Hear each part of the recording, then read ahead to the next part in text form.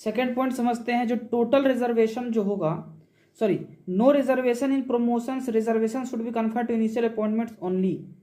हाँ, any existing reservation promotions can be continue for 5 years only, 5 साल के लिए होगा, ऐसा करना।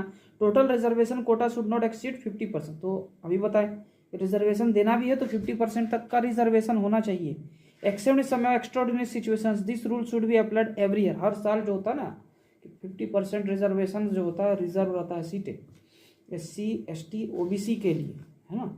फिर इसमें एक और मैटर है कि जैसे कैरी फॉरवर्ड रूल क्या होता है, जो बैकलॉग है, जैसे कि किसी को रिजर्वेशन मिला, वो सीट खाली रह गया, तो जो खाली रह गया है उसको फिर अगले साल उसको भरना है, तो उसमें भी 50% से ज़्यादा अबव नहीं जाना चाहिए, तो वो बैकलॉग वाला सिचुएशन हो गया। तो इट शुड नॉट वायलेट 50%। और जो परमानेंट स्टेचुटरी बॉडी है एस्टेब्लिश टू एग्जामिन कंप्लेंट्स, और किसी भी तरह का कोई कंप्लेंट्स आ रहा है ओबीसी को लेकर के, ये ओवर इंक्लूजन अंडर इंक्लूजन, कुछ घपलाबाजी प्रॉब्लम्स होता है ओबीसी को लेकर के डिपार्टमेंट में, कमेटी में, तो उसको लेकर के भी एक स्टेचुटरी कमेटी भी बनाया गया, ये हमने समझा।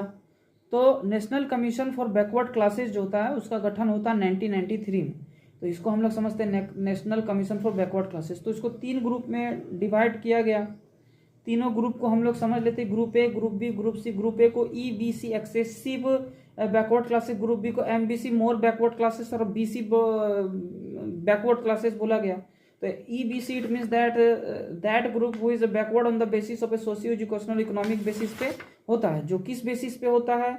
सोशियो एजुकेशनल इकोनॉमिक बेसिस पे। तो one that come were linked with the traditional work, जो ट्रेडिशनल बेसिस पे जुड़े हुए हैं, जैसे आदिवासी लोगों, तो ज़्यादा आदिवासी नहीं बोलेंगे, इसमें भी बहुत सारे ऐसे कैटेगरीज होते हैं जो ट्रेडिशनल वर्क को लेकर के काफ़ी ज़्यादा पिछड़ चुके हैं, वो SC ST में गिनती नहीं आते, लेकिन वो उसको मोर बैकवर्ड क्लासेस में गिनती करेंगे। और जो थोड़ा सा इन दोनों से ज़्यादा स्ट्रेंथन है वो BC क्लासेस में आते हैं, उसके बेसिस पे भी हमें क्या करना है कि उन्हें रिजर्वेशन देना है। आगे समझते हैं कि सुप्रीम कोर्ट ने गवर्नमेंट को क्या रूलिंग्स दिया। रूलिंग क्या कहते हैं? देखो, जो वकालत करता है उसको समझ में आएगा, हम कोई वकालत का स्टूडेंट नहीं है, हम जानते हैं रूलिंग्स के बारे में। जो कुछ केसेस होता है, जो सुप्रीम कोर्ट अगर कोई जजमेंट दे दिया ना, तो वो तीनों कोर्ट पे वैलिडिटेशन होता है उसका, हाई कोर्ट भी उसको मानना पड़ेगा और सिविल कोर्ट भी मानेगा, तो उसी को कोर्ट करता है। कोई केसेस होता है उसको हाई कोर्ट में भी आप कोर्ट कर सकते हैं, आधार बना सकते हैं। जैसे सुप्रीम कोर्ट कुछ भी बोलता है तो उसका आधार हाई कोर्ट को भी मानना पड़ता है, निचले अदालत को भी मानना पड़ता है, तो ये बातें होती है। तो उसका कुछ रूलिंग्स है। Ramnanda committee was appointed to identify the creamy layer among the OBC, its report awarded 1993। देखो, अगला बिंदु समझते हैं इसको।